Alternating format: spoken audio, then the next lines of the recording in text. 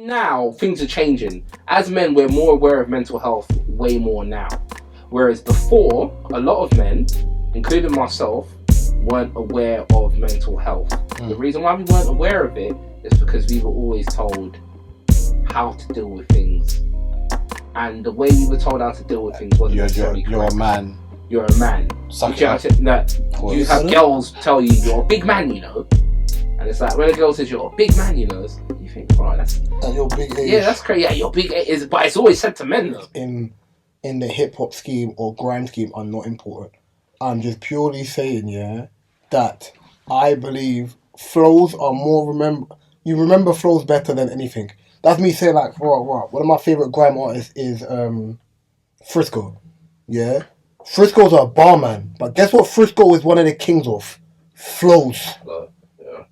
I'm sorry. The way he flows you still gotta have lyrics to complement the flows. Yes, you can't be just and saying shit. I know a lot of...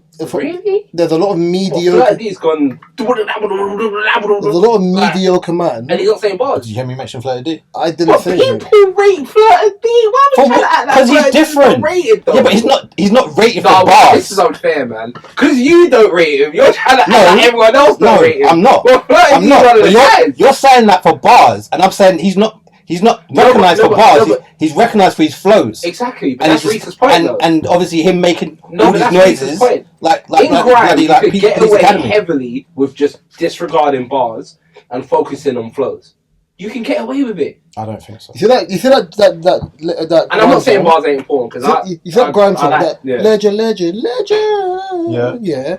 Bro, he came with flows. His flows heavy, bro. Like when I think about it, no one on like Skepta. I didn't think Skepta was great on the song, right? Yeah, and he was being lyrical. I just didn't think it was great. But I don't like the way Skepta raps. I never have. I like it. It's because clarity. No, but I'll say Skepta's lyrical. I don't like Skepta rap. I don't like Skepta on grime. I like him on rap. I like him on grime. I think when he used to like the old school sets with him and Wiley, yes, and him and his brother, yes. After he did that era where he had the high top and the he did the era with the high top and the roller skates. After that, it's so dumb. What? My brother today is recording. This guy's an idiot. Dumb. Yeah, that era of like the rollerblades and that. I think when he went back into rap, I just thought it was bad. Like, I just don't like the way he raps. Did you like JME? Because I don't. I've never been a fan of JME. I've rated him as a businessman and a producer. As an MC. JME's style of rap for me is too erratic. He talks. It's that's not to say he's a bad rapper. It's just too erratic. Like for me, it's a weird one because it's like I'm not taking away from what they've accomplished. Their whole family are just most talented family in the UK, innit? Yeah. But it's like when I'm looking at every person has a certain category of what they look for within a genre of grime or rap or whatever. If it's grime, I know the type of thing Mark wants to hear. For me, I think I'm a little bit more eclectic in what I want to hear from grime, yeah? But your flow pattern is probably the first thing that's going to make me be like, bow. Kia Keys. When I first heard Kia Keys' flow pattern, I was like, yo. Then I realised he could rap. Yeah. The flow pattern caught my attention first, then he could rap. Flirty D, cool. Right, yeah, like, if we're looking at, I say all the time, Chip can rap. I don't like his flow pattern. I've never I used to, I just don't like it now. Because I've listened to you since you were 16 and it's like 15 plus years, I don't think there's been a change. Like, we know you can rap. Minus the Jamaican tune, I just don't think there's no thing. It's like the Lil Wayne argument. We know Lil Wayne Lil Wayne can rap, but the problem is, it's the substance of what he raps about. That's what people are holding him to. Same with Eminem, same with other people. Like, that's the only argument. Mark's a Chip fan. So I think, this is not disrespect to Mark. I think it's harder to be biased to someone when you're really a fan of that person. No, I can still critique. But I think sometimes when people want to critique something, an artist, let's say that I like or whatever, but they don't really listen to that artist or check that artist, so they can't. You're just critiquing the one or two things that you've heard. And I'm just like... I critique people who's too heavy. That's why with Drake, I always critique him highly because I was a fan of his from 2007. The thing, Chip's an interesting one actually because he has the qualities transitioned multiple times in his career. Yeah, he has shown that he can be versatile, but He's never been exceptional in the versatility of his rhyme. Now, I would say he hasn't evolved just because he's had to kind of go back to his roots. Yes. So I wouldn't say he's evolved because of that. But I'm not going to say he's not versatile. I'm not going to say he hasn't had periods in his career. He's a jack of all trades. He's a jack of all trades. Listen, when he did funny enough, his album was called Transition, right? One of his albums, yeah, it was called Transition. Yeah, and he was. I remember the opening song was a rap song, and he was talking about how he made the transition. I think that was the opening song. Was that the song with Chris Brown on it? Is what the album with Chris Brown? Yeah. So that album was completely different. That was when he was with Grand Hustle, right? Yeah. So this is where he was tapping into his rap, the rap bag. It's a American label, yeah. Whereas before, remember when Chip was on the charts? Remember what songs? Daisy and that, Oopsie Daisy, Chip Diddy Chip. It was those type of songs. I actually think that was his biggest downfall. You know, I don't think he should have tried to. I think the era of football. I'll give him a fly here. The era of music that MCs. The era of music that that's not the reason why. I think the era of music that existed at the time. It's not like now where you've got like drill, and drill can be number ones. Like Spotify wasn't a thing, so it was harder for people to kind of navigate in that sense. I'm gonna say something, and everyone kind of had that same sound at the time. I actually feel sorry for him. You know why I feel sorry for him?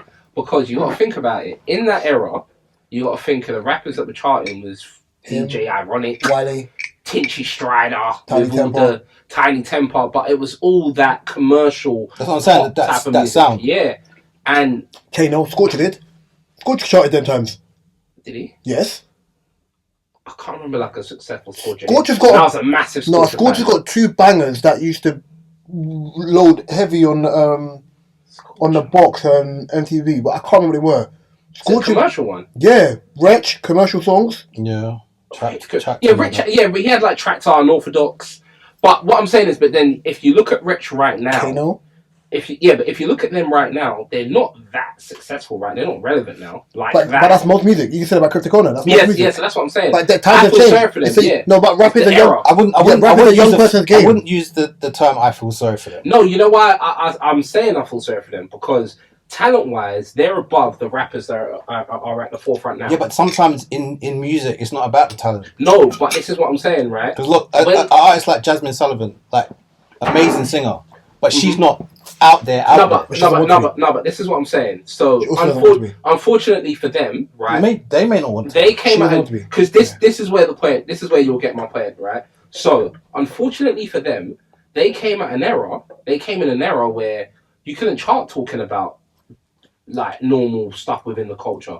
So for example, nowadays you can chart from a drill song. It was impossible to chart from anything near a drill song back in the day. You couldn't chart from a hood song back in the day. The songs couldn't be violent back in the day. There couldn't be any traces of violent struggle. None of that, bro. Everything you had to chart from was dancey, poppy. End up probably found a perfect mix of being able to do, I wouldn't say gritty music, but music they weren't gritty. No, I didn't say gritty music. Yeah. They could do fun stuff, but they could still they were still bars. Dappy still had bars linked heavy, and then he could do chart topping songs and then go and do a set. Like that's why I always make people think I'm taking a piss when I say Dappy's one of the most talented people to come out of this country because he knows how to make a song. Yeah, no, that I like. Yeah, Dappy is talented, but because of he's using certain words he shouldn't be. Dappy's using certain words he shouldn't. But I was going to say something as well. My favorite Rich song, for example, was exactly right. That was my favorite song. Like, but there was no way that song would have. But if that came out now, was that his song or Gets a song? I always think it was a collective of them. Yeah, I always think it's Rich's song. Yeah, I'm sure it's Gets, you know. It could be. That's what when we talk about. When we talk about transitional rappers, yeah, I think the coldest one. Chip has transitioned, but I don't think he's transitioned well, in my opinion, because he's had to go back to go forward. Yeah, I think Gets has transitioned well. Because I remember him when Gets on rap before. Gets on rap before was bad. He wasn't good. The BPM was too slow for him. He had to try. I remember on that BET cypher. I think Gets now. Great transition. He had a couple good rap songs before he really blew it. He had a song called I Pray. No, but I'm saying now. Gets now has probably more respect he's and more more seasoned accolades now. and more seasoned as a rapper, and it's not a niche market. He still has a great fan base. Like, do you know what I think? Do you know what I think? Why though? he has that Jay-Z thing where when he puts a verse up, people want to hear the verse. They want to hear the but you know why? In that era, they were too focused on being competitive amongst each other.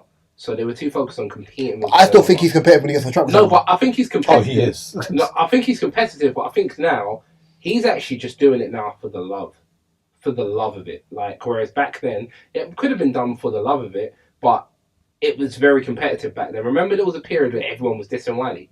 And Wiley was getting that. I remember the Logan Salma War Report. But Wiley was sending for everyone. He was sending for everyone. But he was sending for movement. But did you ever? Better know did everyone. you ever listen to the Logan Salma War Report mixtapes and that? I remember there was a specific mixtape where almost every member in the movement sent for Wiley, including Devlin. I think the hardest. Because he sent for the Devlin one. Because Wiley sent for Devlin. I don't know if he sent for all of them. He did. I think he sent for Dogsy. Wiley admits it. I think he sent for Dogsy, which was Devlin's guy. He sent for Devlin. He sent for Devlin, yeah. And Devlin... And I remember Frisco sent for... was it Frisco sent for... Scorcher? Yeah. Frisco, that was cold. Frisco talks about it as well. That was Scorcher sent for... Because they're both from similar ends, isn't it? Yeah. Scorcher always used to send for... What's his name? Cookie. A guy called Cookie. That's a crazy name. Yeah. But yeah... One of the grime artists that no one talks about, for me, most talented, all-rounded grime artist to come out of the UK. Dot Rotten. For me, the most talented.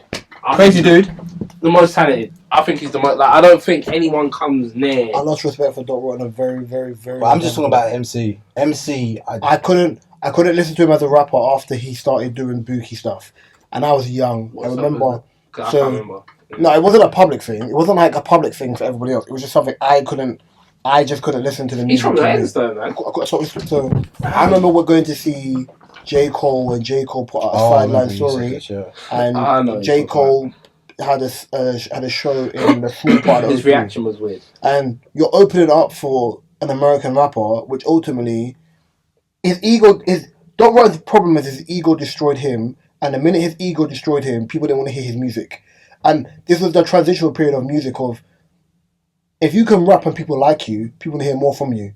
He didn't make himself easily liked. No. Right, yeah? So what happened was, he's moaning about the fact of, a man is, like, obviously your management, regardless, you're opening up for one of the biggest rappers in the up-and-coming rappers in the US at the time. There's more than, 400, more than like 1,000 people in the room. You could play your songs, whatever. You're getting pissy. Oh, you want to do this for a yank, but not the people. We don't know who you are. But that's where I think, as much as it's Dot Rotten being a bit funny, I think that's where London kind of does have to feel ashamed of themselves and the people that push music. I'm going to pause you right now on this one part. Yeah. The issue with that is one thing and one thing alone. Most concert goers are what colour? 100%. Right, yeah. So then, if you act accordingly, if you care about music, you leave that room and you probably have more fans. Pardon me. You probably have more fans because if people didn't know who you were and you come out and you do your performance, that song's kind of sick, you know. There's been times where I've heard certain songs or I've heard certain people and I'm like, who's this? Yeah, this song was decent. Let me go look them. You know what I'm trying to say? It happens.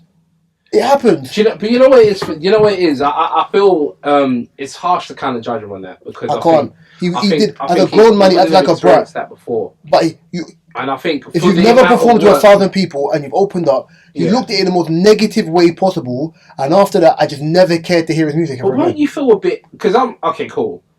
If Dot Rotten was to go to is it South Carolina? Cole's from South Carolina, right? If he went to South Carolina, right, and Cole was a popular rapper in South Carolina, however, he's opening up for Dot Rotten, and people's booing. No one booed Dot Rotten. No, I think they did. I think they were booing and groaning. No, we booed. He started getting booed because he started... Oh, you was at the concert? Yes. Okay. You said we, so okay, cool. You was at the concert. Right, yeah. People started booing him because he was like, how come you don't show love to a yank and not me? I was thinking, you're being mad entitled because you're opening up for the yank. But I've always said as well, this is where I feel as if like UK artists are stupid. And the music industry in the UK. And there's my point proven. Because for some reason we do this thing where we try and distinguish grime, UK rap from. No, we're part of the culture. Why are we trying to make it seem as if a UK rap isn't a subgenre of hip hop? Let's not be crazy. But the Americans won't say that way. No, but they do. Now they do. No, now they do. But Before, no, but we never tried to make it seem like that before, though. Bro. We was always standing on UK this, UK yank. Now the new generation's like, no, we like the American stuff. Yeah, we want to use the auto-tune. Yeah, we want to do TikToks and. Bro, I listen to them talk about American podcasts talk about Little Sims' album. I listen to American podcasts talk about Dave. I listen to they like it, of course. They like it because they respect rappers, bro. Don't get twisted. They love C China. The Oh yeah, my brother loves it. I'm pegging the Donny and back of the bus, bro. Bro, if she gets posted on Thingy, yeah, all the women. That's the Queen of England. They love her. Her fan base is heavily American. Yeah. So it's like now it's kind of changed. Well, opening line. That opening line might be as iconic as the Tupac Hit 'Em Up lyric, bro. Because people love it. You can't start a song about doing something to my man at the back of the bus. It's insane. I'd respect it, man. She's a young Nigerian black girl. You know, you might not like the music, but I respect it. I don't mind it. Offbeat, bro. But yeah. Actually, what I say to someone. So yeah, that's what I say to you. You know, I found out who runs the Shade Borough. How? So this is the messiest intro ever, you know. I just thought it's so good because we went straight into a convo. Yeah. So basically, So Stephen Bartlett has a show on YouTube. Yeah. Yeah, I've seen. And basically, what it's like helping people kind of scale their business, innit? So ultimately, I was like, oh, cool, interesting. I was watching it. I think the episode was cool. It's on his Behind the Diary, innit? So the episode, for anyone who wants to see it, is if you ever felt lost or misunderstood, what's these 20 minutes? So watching it, he's talking about like challenges. He's talking to people or people in black businesses, like challenges they face for their business. Yeah. So he sat down with two people, okay, black boy, black girl. Then it's got their first name, their government names. Then it's got Shade Borough. I said, what? I was like this. I sat up in the chair. I was like, bro, okay, cool. Talk about ultimately, they're not making any money, innit? As a business, they're not making any money because to scale it, what they do isn't really brand conscious. Like, who's saying they're not making money? Shade Borough. When did they say this? On the thing, when I watched the video, bro. Oh, right. Oh. They said they're not making money. Because ultimately, the only way they're going to make money is, obviously, they've got the attention and they've got the engagement, but you also need brand deals. You got brand deals, it's fine. Stephen Bartlett basically said, like, the way their page looks too chaotic. So he showed them a brand and how it's like a good colour scheme and the rest of that stuff. And it tells you a lot without thinking. He personally don't like what they do because it's salacious. But they're trying to change their business model. What's your problem? No, it's because I have opinions on this. I'm listening. Go on. I have, because obviously as Cole. But yours is different. Though. Yeah, no, but the only reason why Shade Borough might struggle to make money is because of, first off, it's messy. They've made the page so toxic that anyone that puts anything on there, it's madness from the jump. Yeah. So the comments are always going to be negative. It's a gossip. So I know this because I've had artists and I've said, okay, cool, we've got a marketing budget and we're going to reach out to Shade Borough. Yeah, I'd rather use. And I didn't want to do it. Yeah, but I've seen them like promote artists and stuff, and I'm just like, yeah, exactly right. I would rather use, if I was an artist, I would rather use Fashion Concept or Made You Think. Of course, because Made You Think is one of the ones where like, and you got for football they've got the 360 page, which is good, like which has a great thing. Yeah, Made You Think. The people on Made You Think are, in my opinion, are better critical thinkers based on how he markets his platform than Shade Borough. Shade Borough is the most. I think Shade Borough comes out. Why am I still here? And I'll make it clear to you. I don't think it's got anything to do with the layout. It has. No, he said it. No, he said he was more saying that if you as you're trying to scale your business and make it better, the layout's probably the first thing. Because what do you call it? Did it before? I'm Just Bait. He adapted his layout on his main page, or even the way he. Puts up memes and what it looks like on the drop-down menu for pictures, so it looks nicer to look at. You're talking about optical illusion, because when you're trying to scale your business to different brands, that's what they're looking for. I think, yeah, it does play a part, but I think essentially, where they might struggle is this: the page is too UK, and it's too UK, so it's not. It doesn't cover a global culture. I'm so 80. So it doesn't cover a global black culture. So you're missing out on business from. They do put Americanized stuff on there, but not really. But most of it is like that Renee girl. Yeah, they'll post. No, they will post like Miss Art Fabulous. Miss Art Fabulous has had a fight. Has had a fight with some other TikTok, and it's like, why did your voice go like that? No, but I'm just saying, like, it's nonsense things to post. Is what I'm saying. Like they would. I'm not gonna post. What's this other girl? There's a girl they call like the UK Thanos. And she would do stuff where she's clearly making up fake scenarios, but. Calling someone UK Thanos is dark. No, that's her name. She called herself UK Thanos, yeah. But women are obviously very big consumers when it comes to this sort of stuff. That's why they consume Renee for some reason. But with this UK Thanos girl, she would make up like scenarios where I'm on the way to the airport to collect money from someone that owes me money. Then she'll do a video afterwards. Yeah, but I collected the money. Of course, it was only £20, but I made them pay me £500. Because okay, cool. Yeah, any idiot believes that. Cool. I took away her passport and didn't let her leave, and she had to get okay, cool. But in the airport, there's police with guns. There's a lot of police. You could not do that at an airport. Stop lying. She'll go to TGI Fridays. Oh, I'm not going to pay them and walk out. But people consume nonsense like this, right? Shade Borough will take that content and they will put that on their platform. But why is that on your platform? You're not promoting anything that makes sense. It's not informational. We can't do anything with the crap you've just posted. So if you're a brand, you're thinking, wait, why am I going to link up with this page? Because they're known for just posting It devalues our brand as well. Right. Now, Shade Room, what they don't understand, because they're trying to emulate Shade Room. But if you look at Shade Room is always down the middle. And Shade Room aren't anywhere near as messy. They are. They're messy, but they cover. They cover so much where it's okay for them to slide in a bit of. Whereas Shade Borough don't cover so much, so they just slide in lots of nonsense, and they do it for engagement. Now, if you look at like we've had to look at we've obviously analysed the page for a while because of bro. You know they haven't grown in followers for like a year, 2 years. People going up and down. Yeah. A lot of people have unfollowed. But then a lot of people have unfollowed. I think a lot of people have unfollowed. I remember before. I didn't follow them. I followed them years ago. You got blocked, innit? Yeah, I got Ghost. Yeah, I got blocked by them, I think. Right, yeah. And then I didn't follow them. And then if I wanted to see something on their page, it was based on I had to go onto our podcast page to look. I didn't look. Yeah. Like, for me, it's one of the ones where it's like, I think cognitive thinking went out the window. And a lot of people are going on there to say wayward stuff. And I've told stories on here before with like a few of my friends who have said something on that page. And I said, you have to realise that UK celebrity culture to me is not real. It's not real. And someone's like, what do you mean? I said, you are literally a person away from UK celebrity. Bro, like Naomi Anderson, great supermodel, grew up around her. Like, there's certain people that you grow up around. My uni is filled with so many people. I went to a uni which is filled with so many people know when they're affluent, these people, they're normal people with bread. I think in America, like I don't believe in celebrity culture anyway. I think it's really creepy.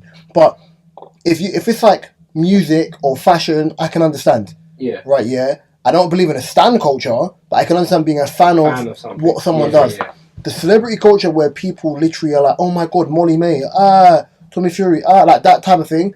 Oh, it's weird. It's really creepy to me. So when people start doing this thing and people are like, oh, yeah, so-and-so's a neek, then they go and look at your picture and then they see you. No, you know, it's just the internet. But I found you because I know where you know what I'm trying to say? Yeah. It's so unnecessary. Yeah, it's and on top of that as well, it's if you are a celebrity because of your talent, then okay, I understand that. But a lot of UK celebrities have no talent. They're just popular.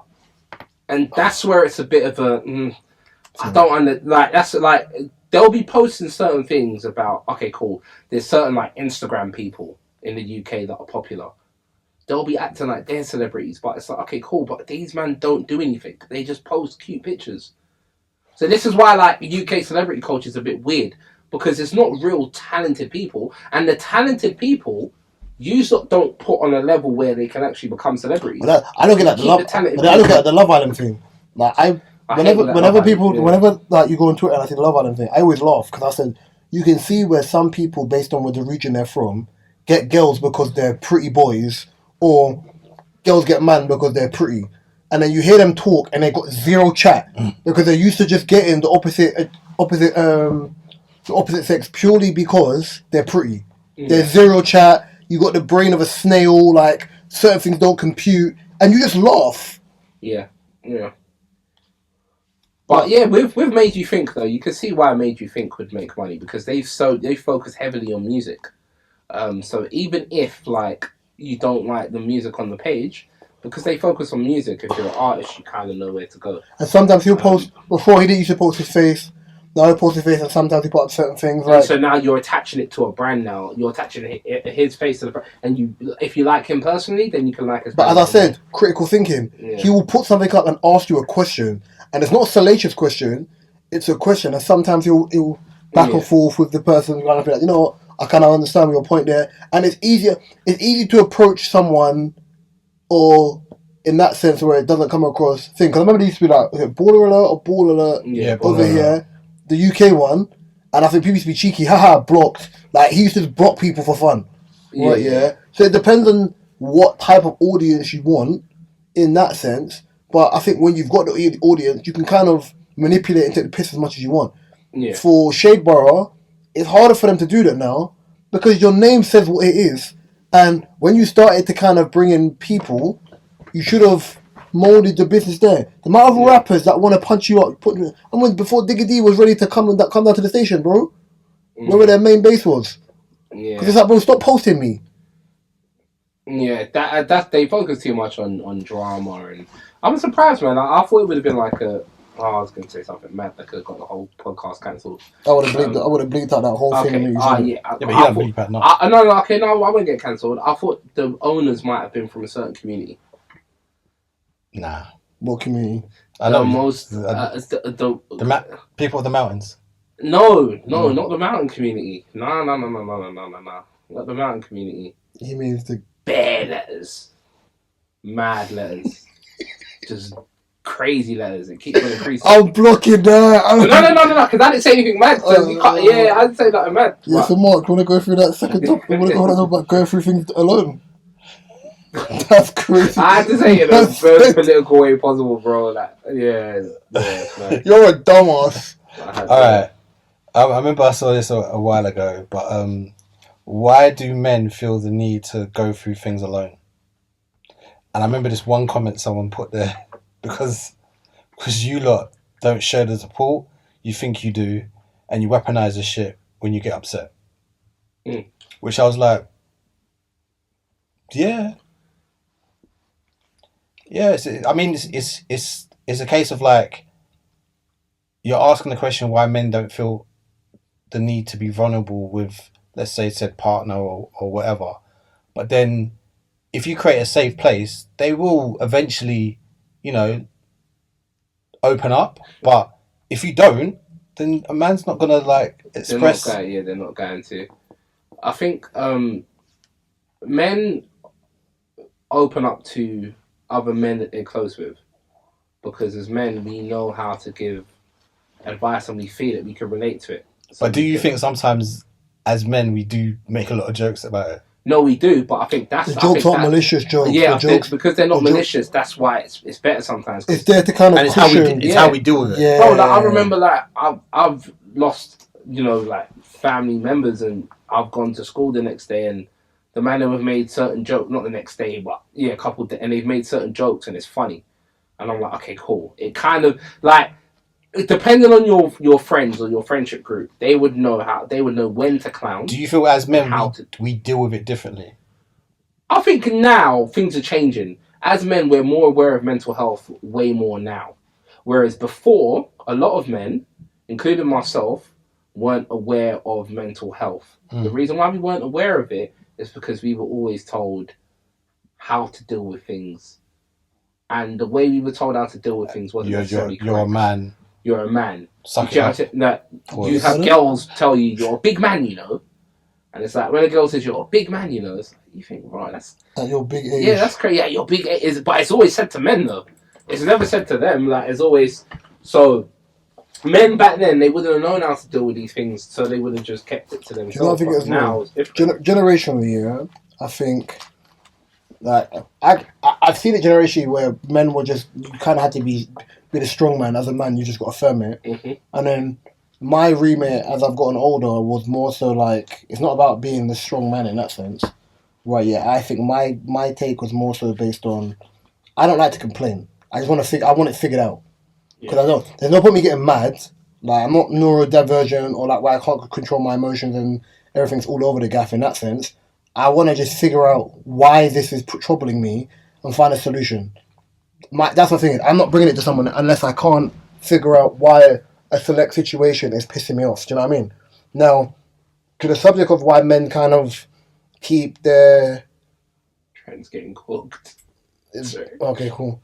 For my thing of people not being able to keep things to themselves or whatnot, there's a guy I follow on Instagram. Yeah, he's a dad, and he does like a mini podcast with his son. It's a split screen.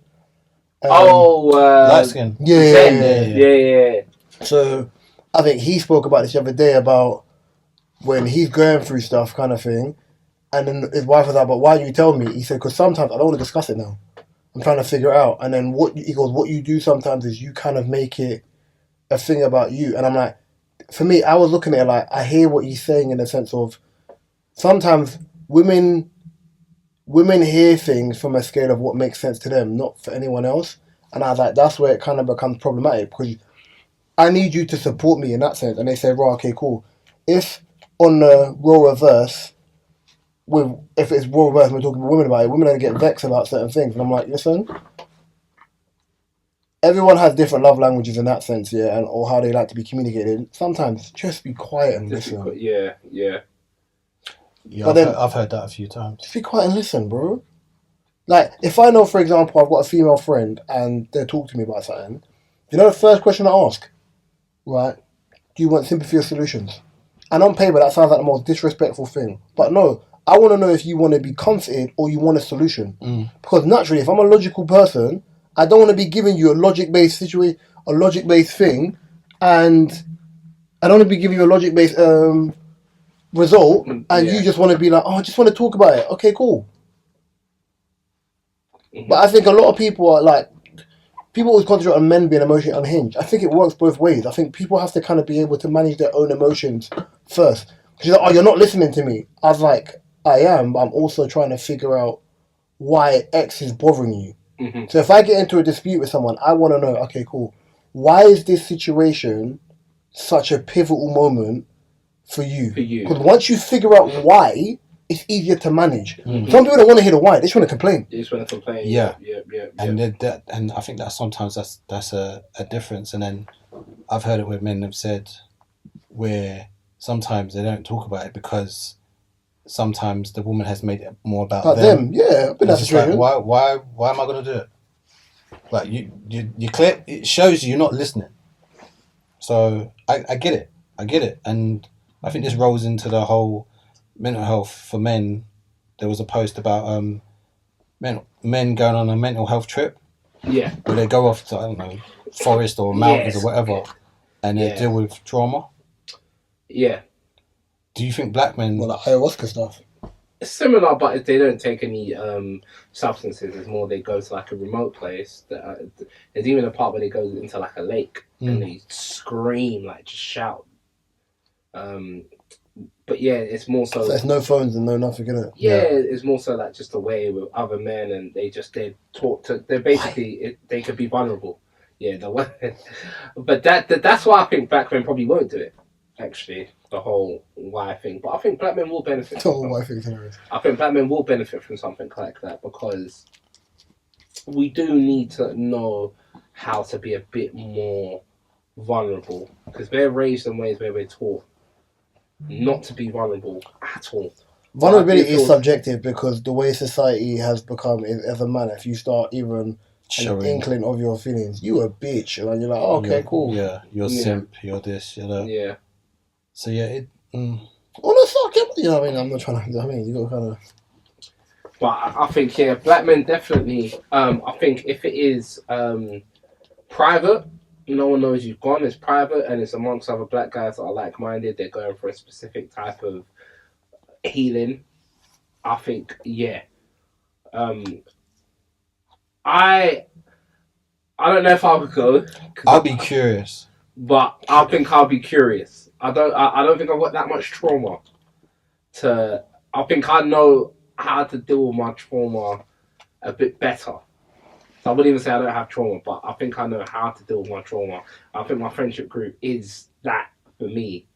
And my outlook on life, anyway, I think kind of helps me when it comes to dealing with like a trauma. But for some people where they do have more trauma or that if they're overwhelmed by the amount of trauma they're having to deal with, definitely I think something like that would... Even the whole thing of them going into the lake and just shouting.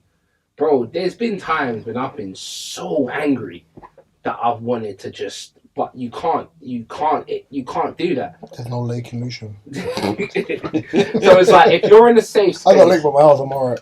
If you're in a safe space where you could just shout and call, I get it. I like afterwards, how you feel afterwards it'll be a good feeling, I'm sure. Like, it's kind of like when people go to the gym when they're like angry and or play sports. The sports when I'm angry, yeah, I can't go gym when I'm angry. I'll bug out on someone. Yeah, that happened to me the other day, and I was vexed. I sat in the car for like an hour just in silence. See, but playing sports when you're angry and your team's doing bullshit could be problems as well. That could make you, yeah. I know that would make you mad. I've been there. I know that would make Greece. Mark's been on the receiving end of. Yeah, no, I know. I just know. Yeah. You know what it is? My thing is foolishness. You see, like, and for me, it's never the mistake. Like you say, the fuckery. It's never the mistake. My issue is never the mistake with sports. It's your body language after the mistake. If you lose when you're standing there, you're gonna piss me off, bro. Yeah. You're just gonna piss me off. Because it's like, you feel like you're better than everyone. No. You're not. Because you only get the ball because someone else is doing their job. I had a fight with a teammate before. Yeah, I think that's fine. Fight. Yeah, fine. As long as it's not swinging punches. Oh, we were swinging. Oh, yeah. Fist. Hey, yo. Punches. I think me and my boy talk to each other crazy in the pitch. I think this year, there was more of a common denominator of like our frustration. So I don't think we just used to look at each other in the pitch and be like, but like as like before, me and Jay used to be like, oh, I would say something. We used to be, shut the fuck up, you talking like bugged out. We used to bug out at each other, yeah. And I think bare people used to be rattled by it. Off the pitch was like, we're perfectly fine. Do you think you can have a punch up with your boy and still be cool with him? Yeah. Yeah. It depends what the punch up was about. I think if it doesn't involve women, yeah. No, if you was having a punch up with your boy and he's swinging. He's trying to get you out of there. I don't think I can. No, I don't. If I've had a fight with my boy and he's proper swinging, trying to get me out of there, I don't think I could squash it. Uni still. Man, them used to instigate. But I've had. Man, them used to instigate wars in each other's houses, and then draw you out.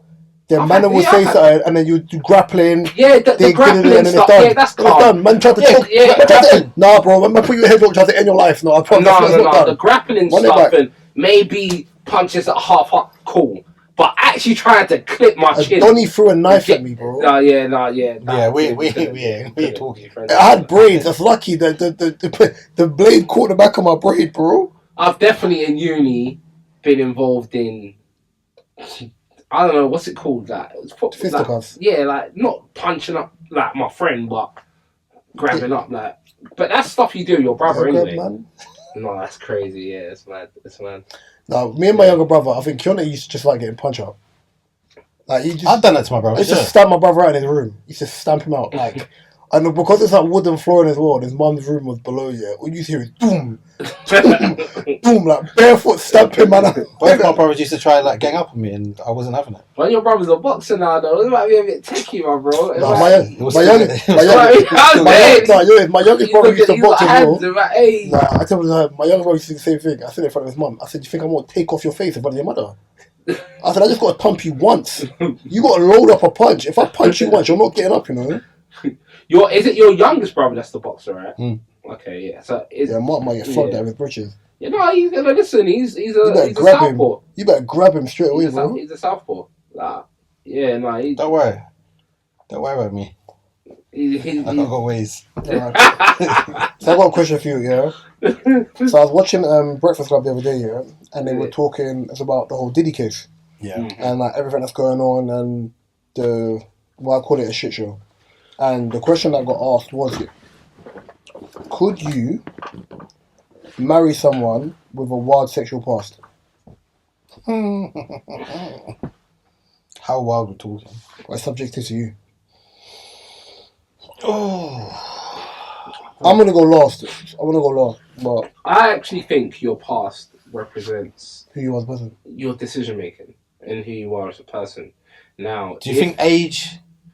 No, because if you turn around and said, okay, well, back then I had a lot of trauma, so I didn't know how to deal with things. I just used to go off with loads of men and blah, blah, blah, blah, blah. Okay, cool. I hear it. That's too much trauma for me to deal with, though. And that's why I hate the argument. Oh, I think a strong man. Oh, that's No, a I'm not- proper man. Why? Yeah, No, it's not a proper man. I can deal with other types of trauma. That trauma, I haven't unlocked the ability to deal with that yet. There's someone else down the road, his name's Bill. He'll help you with that. He's the best guy for that. Fine. Furthermore, He's the best guy. he might be a cuck. He's okay with you doing madness. No, he's okay. Like I know I haven't unlocked that ability. So it's not about me not being strong. I just don't have that skill set. Someone else does. Some people can pass the ball. Some people can't. Some people can shoot. Some people can dribble. Different skill sets. I ain't got that skill set. You're not playing in the centre now? Yeah, no, I go deal with Bill. He knows how. You're not putting the centre. It's hilarious. Yeah, he knows how to deal with that type of skill set. But not, Mark, what about you? Yeah, the funny thing, I've been asked this before, and I don't think my answer has changed. Probably not. I think sometimes it may be an ego thing, or just like you said, the past does make the person they are today. 100%. And then you're thinking, nah. So if you bump into one of these people, like, I don't know, it does. It's too much. I must be the most progressive person in this room. Probably. What I don't know can't hurt me. What? I'd rather you don't tell me. If we're saying this as in the person has told you. My rule has always been, as long as your history isn't anybody that I know, I confirm it. Like, people have told me stuff, and I'm like, is this going to bother me? If it's going to bother me, then I don't think I can date the person. But I think 9 times out of 10, this is normally a conversation that comes early. Like, I know girls who have had threesomes and whatever, and I said, would you ever tell your future partner? I said no, and I was like, I don't blame you. I wouldn't say anything either. Yeah. Don't say anything. No, yeah. Don't say anything. But then this whole thing, you got to be honest and da. Bro, not all truth needs to be shared, bro. Yeah. And I've said this before. The truth in life is one of the most overrated things ever. And someone's like, what do you mean? I was like, the problem with the truth is purely not for the fact the truth is damaging. A lot of people say they want the truth but can't handle the truth. They're dancing with demons to try and hear something that doesn't exist. I don't see the point in someone listening or taking on information that they're not prepped to manage. Mm-hmm. In this world of everything that's going on, you think if people came and told people the truth about aliens and everything else, that people's brains have the capacity to manage the information and not bug out. No, true. I remember someone saying, like, if it's older than 10 or 5 years, then it should be accepted. I'm like, it doesn't work that way. I think everyone's got their own personal boundaries and everyone's got things that... And that's the thing. Everyone's got their own different personal boundaries, and people try and change or move the goalpost. I'm like, nah. If someone's said to me, if someone's asked you about your history and they judge you for your history about the thing, that's got to have to firm it. If that's the no-go zone, it's a decision I chose to make. Yeah. I can't preach about accountability and then be like, oh, yeah, but I treat you nice and one of the best things. No, stop it, man. You got to keep it trinary at all times. Do you know what I mean? Yeah. But I was interested to hear that, but it is what it is. Marcus Brown. Childish Thoughts. Okay. What is the dumbest thing you believed as a child? I'm always hungry. Well, Okay, that's real. proof.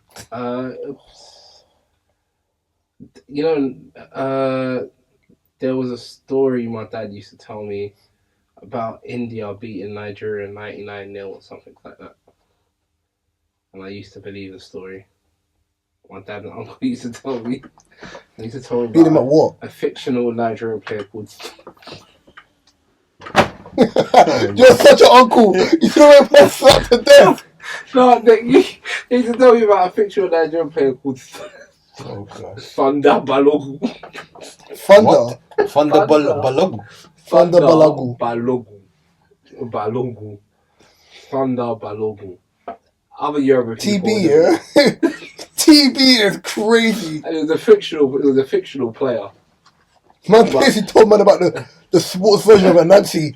Do you know how funny that is? No, but it's dumb because at the time, like if you even type in on Google Nigeria lost to India 99-0, yeah, there'll be someone saying, yeah, I was there. They were using talisman. They were doing dumb stuff, bro. Why'd you say it like that? Talisman. You call it talisman. I've never heard the word enunciated like that before in my life. Yeah, you say, was it talisman? Yeah. No, you say, Talisman. Talisman. But yeah, it's just hilarious when, like, now I think about it, because it's like, okay, cool, you're young, so, yeah.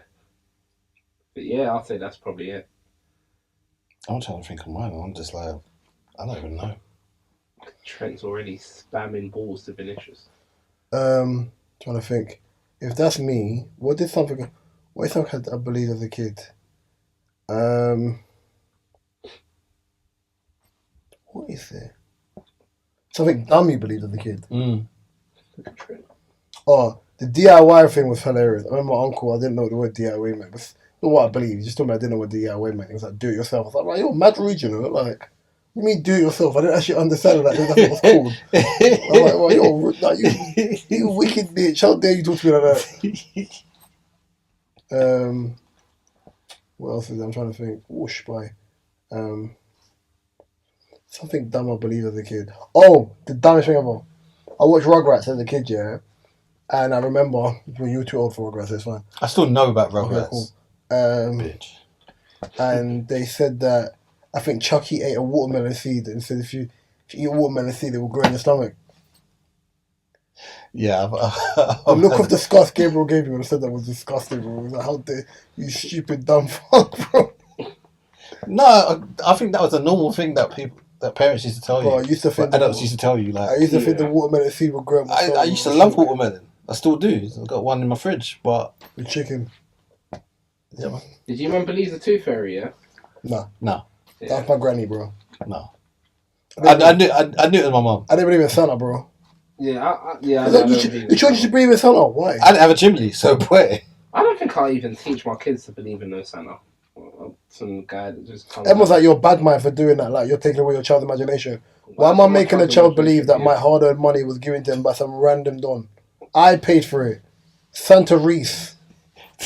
A random guy that, yeah. No. Don't talk to strangers about taking a gift from me on Christmas Day. Make it make sense. I think, yeah. I want my child to have critical thinking, bro. Yeah, no, for real. No, that's true. Yeah, no, Santa's a P as well. I can't say the word. He's a goof. The P. No, he's a goof. And he's a goof. He's a P. Guys, I've got a question for you. Yeah. Why are you smiling for? Nah, I'm not thinking what the question is going to be. No, it's not mad. Something else that I'm thinking what the question is going to be, and something just came into my head that, like a funny. Speak first. Yeah, no. Obviously, I'm seeing when we was black people, obviously talking about these ice raids, right, in America, and black people started a trend where they're dancing on TikTok to a song made by Latinos for Trump. Wait, let me play the song. But it's so dumb. It's so dumb because what they're doing is they're saying we're not getting involved in. They're saying we're not getting involved in it because remember when it was time to vote, this is what you remember doing. They've got a song called That's it. I will vote for Trump. So the song I will vote for Donald Trump. And so the black people are dancing to it, doing salsa on TikTok, and they said, I will vote for Donald Trump. But they're like, what is dumb? They're like, don't get involved because remember when it was time to elect a black woman, this is what they were doing. When a Latino woman came out and was just like, because I think they're saying black people, this ain't our fight, be quiet. Yeah. Then I saw one woman saying, you can't be. I see a lot of South American people talking about black people coming help support us, and I was like, why should they? They're not immigrants. It's not their fight. Yeah. When black people were going through it, we didn't want to get involved, so we can't be asking them. Yeah. Exactly, do you know what I mean? So. Yep. Yeah, it's America. Well, LA's a scary place anyway. The question I wanted to ask you was, the colors of the rainbow. Mm-hmm. If you had to describe your mood as a color, I was not saying chill out. If you had to describe your mood as a color, what would it be?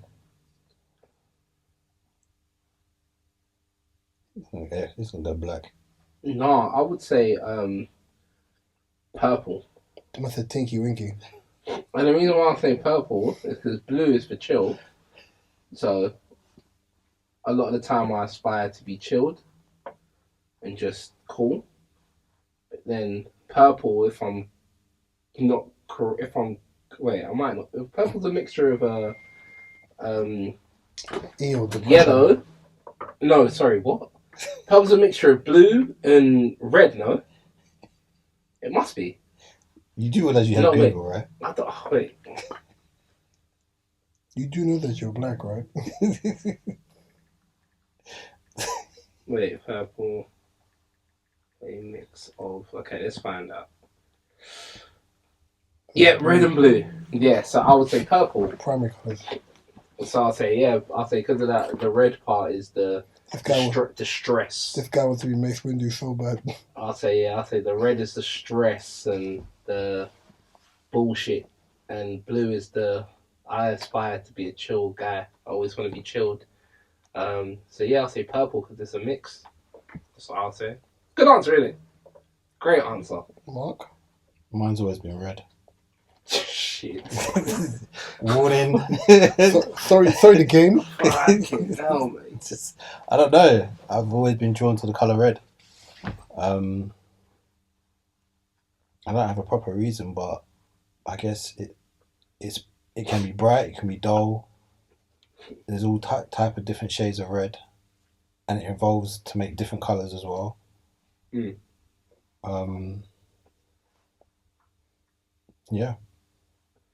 I would also say it's the strongest colour. Red, as in like it's definitely the harshest, strongest colour. My answer is the greatest colour of all time. What's that going to be? Black. The damn blood colour. I don't think they say black. But ain't there a debate like black is not a colour? So I'm not a colour. But people call me coloured. Okay, cool. No. I like black because black on black. It could be eerie or it could be peaceful. It could be relaxing or it could be aggressive. It can be dark. Or it could be serene. It could be scary. Scary elves. I think it's subjective to what it means to you, but I just like the colour black. But when winter hits, me and the colour black become best friends. Become cousins. Don't do that again. Cousins. Don't do that again. I need to rewatch that actually. I've seen it twice, it's fine. But no, I'm fine. Gabriel being purple is making me laugh, bro. I just think of Eel and Tinky Winky, bro. Big sick teachers there, bro. Before we wrap, I know you wanted to discuss something about balancing friendships. Yeah. What do you look for and need in your friendships?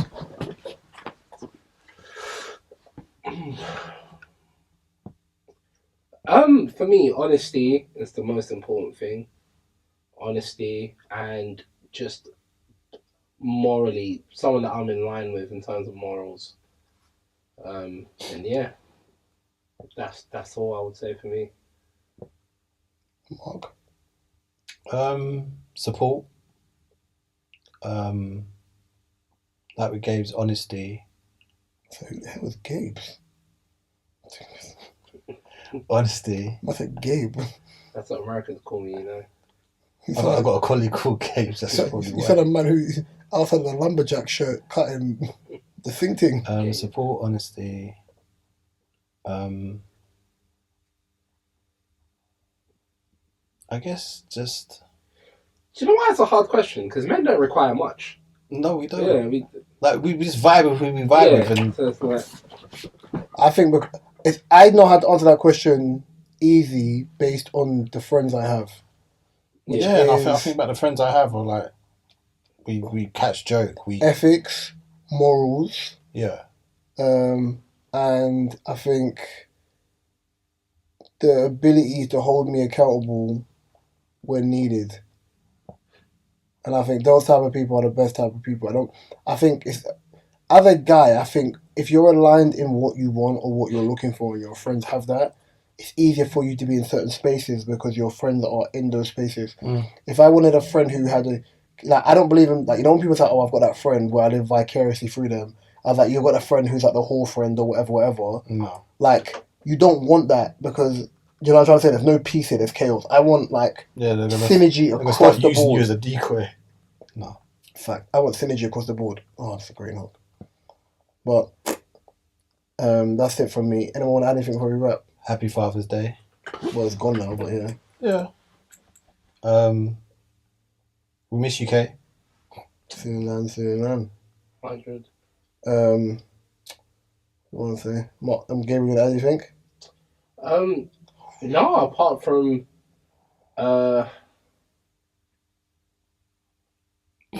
Trent Arnold is I knew he was going to say so.